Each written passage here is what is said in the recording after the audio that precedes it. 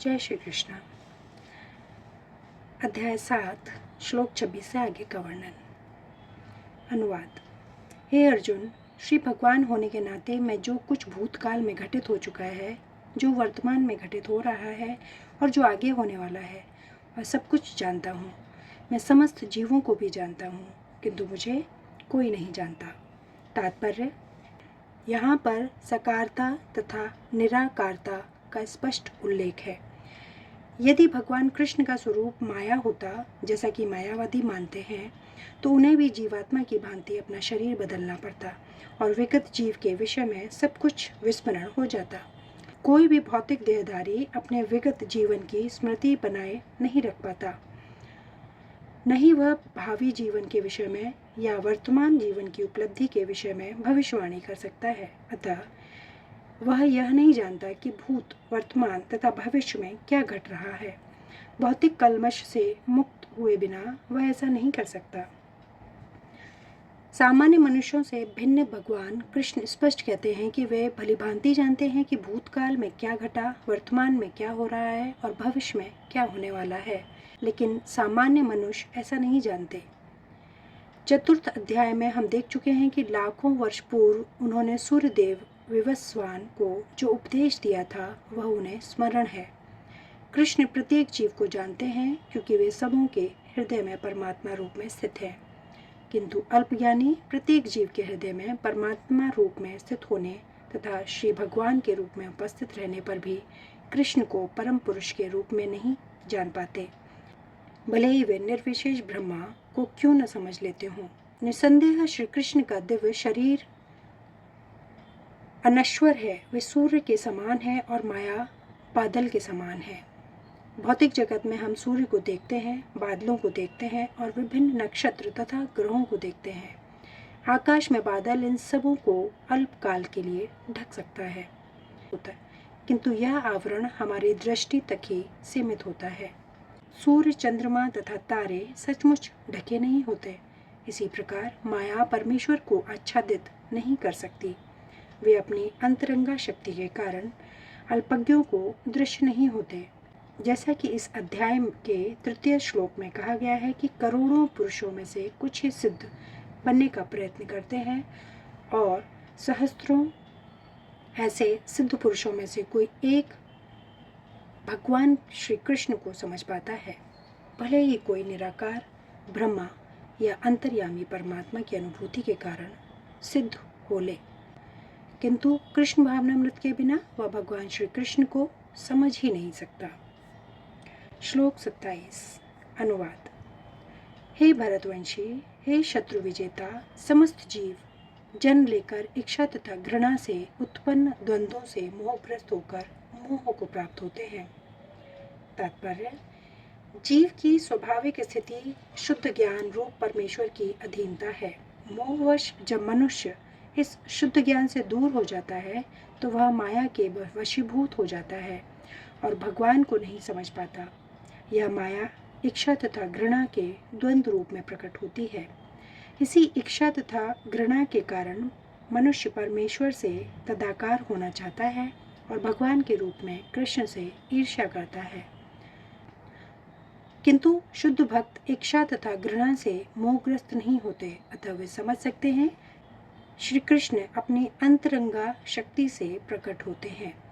पर जो द्वंद्व तथा अज्ञान के कारण मोहग्रस्त हैं, वे यह सोचते हैं कि भगवान भौतिक अपरा शक्तियों द्वारा उत्पन्न होते हैं। यही उनका दुर्भाग्य है। ऐसे मोहग्रस्त व्यक्ति मान, अपमान, दुख, सुख, स्त्री, पुरुष, अच्छा, बुरा, आनंद, पीड़ा जैसे द्वंद्वों में रहते हुए सोचते रहते हैं, यह मेरी पत्नी है या मेरा घर है, मैं इस घर का स्वामी हूँ, मैं इस स्त्री का पति हूँ। ये ही मोह के द्वंद्व हैं। जो लोग ऐसे द्वंद्वों से मोहग्रस्त रहते हैं वे निपट मूर्ख हैं और वे भगवान को नहीं समझ सकते। श्लोक 28 अनुवाद। जिन मनुष्यों ने पूर्व जन्मों में तथा इस जन्म में पुण्य कर्म किए हैं, जिनके पाप कर्मों का पूर्णतः उच्छेदन हो चुका होता है, वे मोह के द्वंद्वों से मुक्त हो जाते हैं और वे संकल्प पूर्वक मेरी सेवा में तत्पर होते हैं। तात्पर्य: इस अध्याय में उन लोगों का उल्लेख है जो दिव्य पद को प्राप्त करने के अधिकारी हैं। जो पापी, नास्तिक, मूर्ख तथा कपटी हैं, उनके लिए इच्छा तथा घृणा के द्वंद्व को पार कर पाना कठिन है। केवल ऐसे पुरुष भक्ति स्वीकार करके क्रमशः भगवान के शुद्ध ज्ञान को प्राप्त करते हैं, जिन्होंने धर्म के विधि विधानों का अभ्यास करके पुण्य कर्म करने तथा पाप कर्मों के जीतने में अपना जीवन लगाया है। फिर वे क्रमशः भगवान का ध्यान समाधि में करते रहते हैं।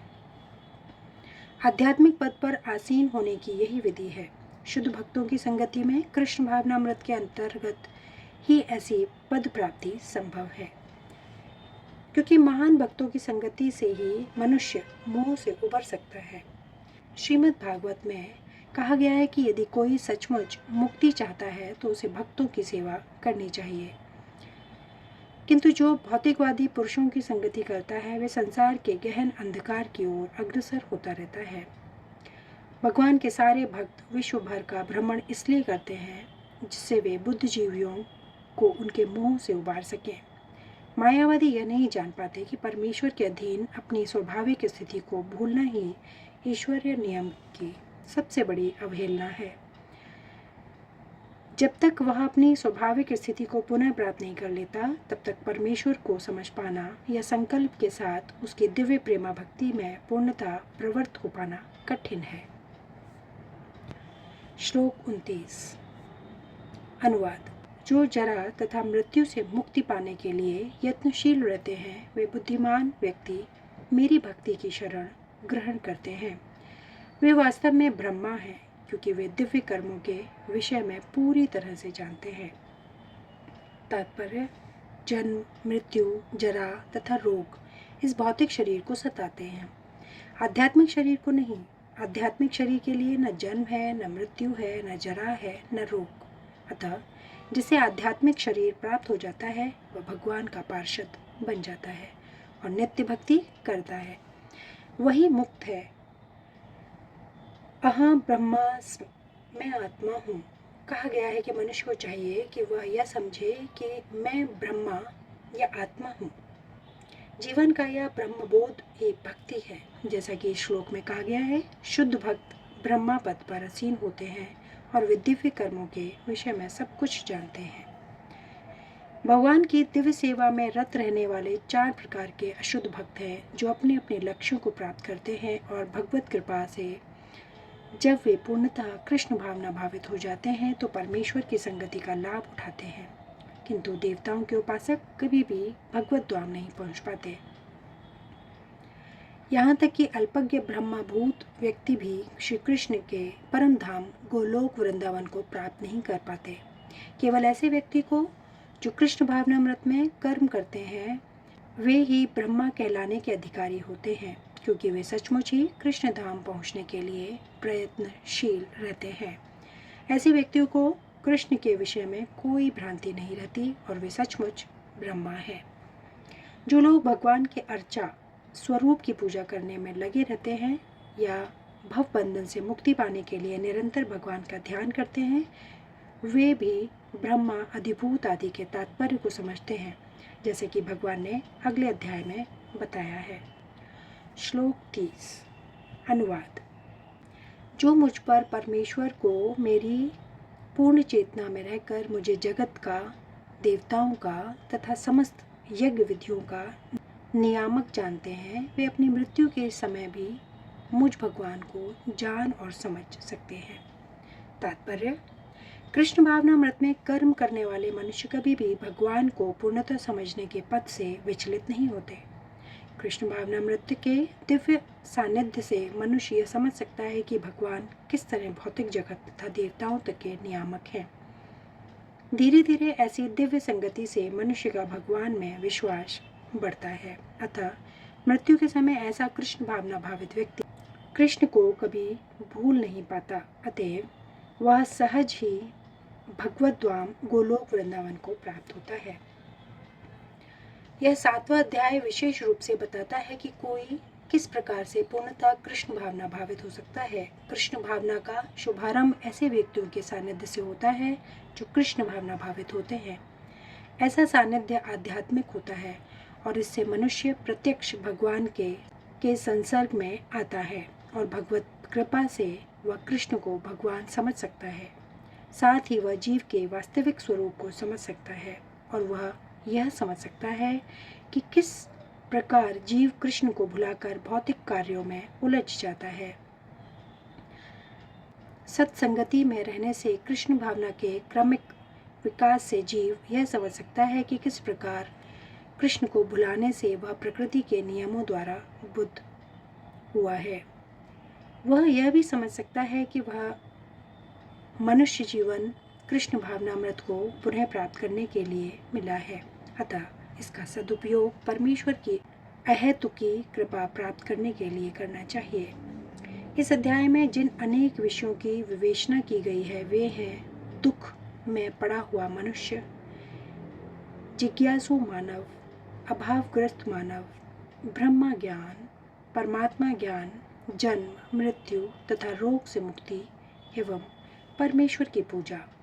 किंतु जो व्यक्ति वास्तव में कृष्ण भावनामृत को प्राप्त है वह विभिन्न विधियों की परवाह नहीं करता। वह सीधे कृष्ण भावनामृत के कार्यों में प्रवृत्त होता है और उसी से भगवान कृष्ण के नित्य दास के रूप में अपनी स्वाभाविक स्थिति को प्राप्त करता है। ऐसी अवस्था में वह शुद्ध भक्ति में परमेश्वर के श्रवण तथा गुणगान में आनंद पाता है। उसे पूर्ण विश्वास रहता है ऐसा करने से उसके सारे उद्देश्य की पूर्ति होगी। ऐसी दृढ़ श्रद्धा दृढ़ व्रत कहलाती है और यह भक्ति योग या दिव्य प्रेमा भक्ति की शुरुआत होती है। समस्त शास्त्रों का भी यही मत है। भगवत गीता का यह 7वां अध्याय इसी निश्चय का सारांश है। इस प्रकार श्रीमद् भागवत के 7वें अध्याय भगवत ज्ञान का भक्ति वेदांत तात्पर्य पूर्ण हुआ। अध्याय 8 भगवत प्राप्ति का वर्णन अगले वीडियो में। धन्यवाद। जय श्री कृष्ण।